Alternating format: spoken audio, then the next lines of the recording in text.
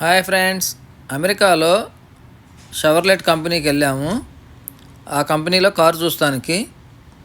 ఈ కారు చాలా బాగుందని ఇది నచ్చింది మాకు.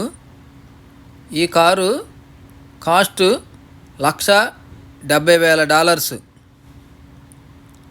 కారు చాలా బాగుంది. ఇది ట్రక్ మోడల్ అనమాట. ఇక్కడ ఎక్కువగా ట్రక్ యూజ్ చేస్తూ ఉంటారు.